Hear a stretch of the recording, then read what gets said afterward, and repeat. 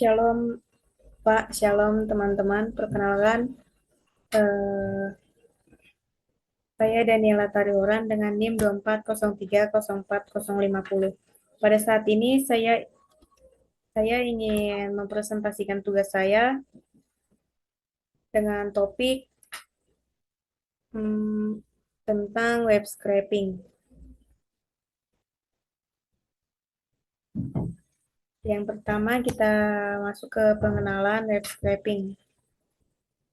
Pengenalan pengertian web scraping. Secara definisi, web scraping adalah sebuah teknik yang kita gunakan untuk mengumpulkan konten atau data dari belantara internet. Bedanya, kalau kita bicara dalam konteks pemrograman, kita tidak lagi memakai tangan kita untuk copy paste satu persatu. Kita membuat sebuah software atau aplikasi khusus. Aplikasi inilah yang kita gunakan, aplikasi inilah yang kita tugaskan untuk berkunjung ke situs-situs web, mengambil halaman penting, lalu mengekstrak semua informasi berguna itu ke dalam komputer kita dalam waktu yang sangat singkat. Datanya, lalu datanya disimpan secara lokal agar nanti bebas kita olah atau analisis sesuai kebutuhan kita.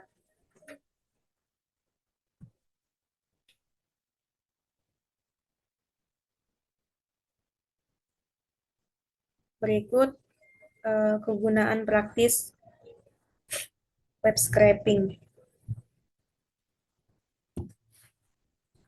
Lalu untuk apa sih data sebanyak itu diambil? Manfaatnya luar biasa besar terutama di era big data saat ini. Pertama, untuk riset pasar. Perusahaan-perusahaan besar sering melakukan scraping ke media sosial atau forum online untuk memantau apa yang sedang dibicarakan konsumen. Untuk memantau apa yang sedang dibicarakan konsumen tentang produk mereka. Atau mereka menargetkan situs seperti Amazon dan eBay untuk memantau strategi dan harga kompetitor mereka. Kedua, raksasa teknologi seperti Google. Google itu setiap detik melakukan scraping secara berkala untuk menganalisis dan mengindeks konten di seluruh dunia. Itulah kenapa kalau kita mencari sesuatu di Google, hasilnya bisa langsung muncul.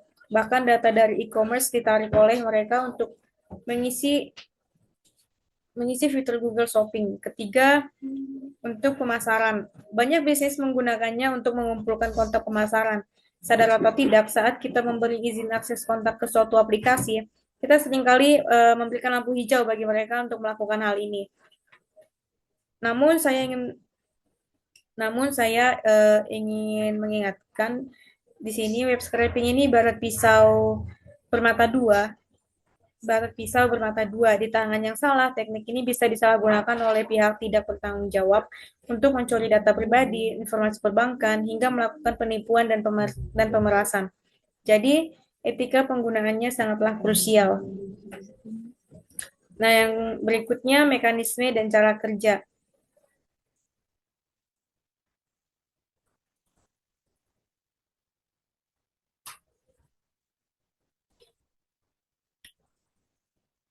Sekarang kita masuk ke bagian bagaimana cara kerjanya. Bagaimana cara kerjanya web scraping. Secara mendasar ada 3 prinsip utama yang diikuti oleh bot penjelajah ini. Yang pertama itu mengirimkan permintaan HTTP. Langkah pertama sama persis seperti saat kita membuka browser. Bot akan mengetuk pintu server situs target dengan mengirimkan HTTP request. Begitu server mengizinkan, barulah bot bisa masuk. Nah, yang kedua, mengekstrak dan menganalisis kode. Setelah berada di dalam situs, bot tidak melihat gambar yang cantik seperti yang kita lihat. Bot akan membaca baris kode HTML atau XML yang menyusun struktur web tersebut. Disinilah bot memilah dan mencari elemen data spesifik yang sudah kita perintahkan sebelumnya. Yang ketiga, menyimpan data secara lokal. Terakhir, setelah data yang dicari ketemu, bot akan menyaringnya dan menyimpannya ke dalam format yang rapi dan terstruktur.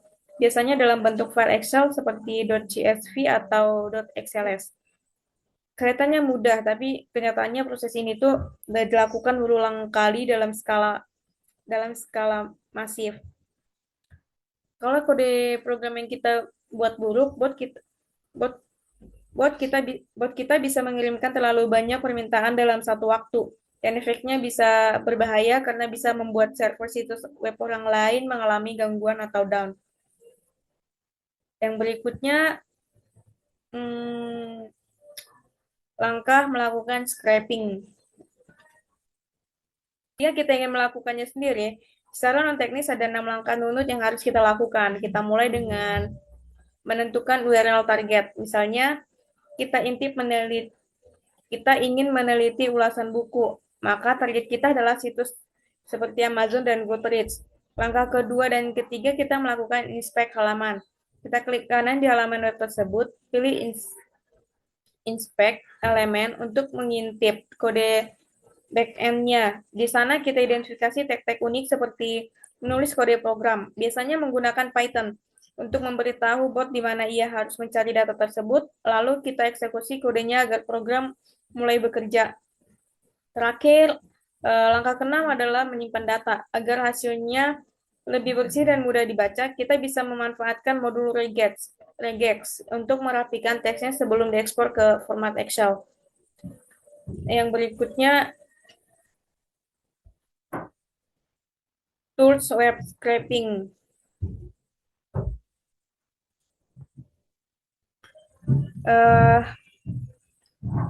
Untuk mendukung langkah-langkah tadi, untungnya ekosistem pemrograman saat ini sangat memanjakan kita. Di bahasa Python sendiri, sudah tersedia banyak sekali pustaka atau library open source yang siap pakai.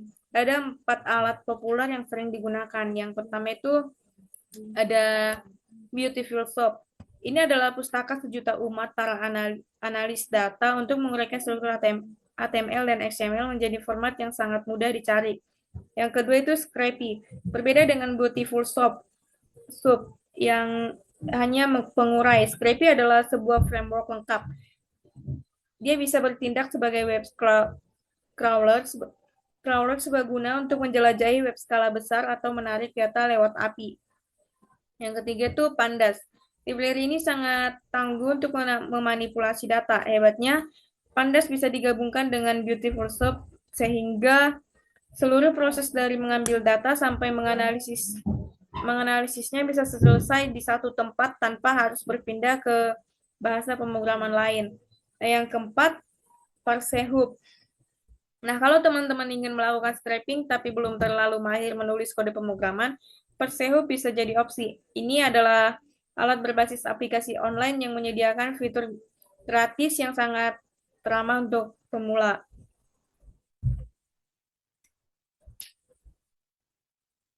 Nah, berikutnya kesimpulan. Nah, kesimpulan dari topik ini adalah web scraping adalah jembatan yang luar biasa penting untuk menjembatani kita dengan lautan data internet. Selama digunakan secara bijak dan beretika, teknik ini akan menjadi alat yang sangat kuat untuk mendukung analisis dan inovasi teknologi. Nah, demikian presentasi dari saya mengenai web scraping untuk tugas pemrograman sistem dan jaringan. Terima kasih banyak.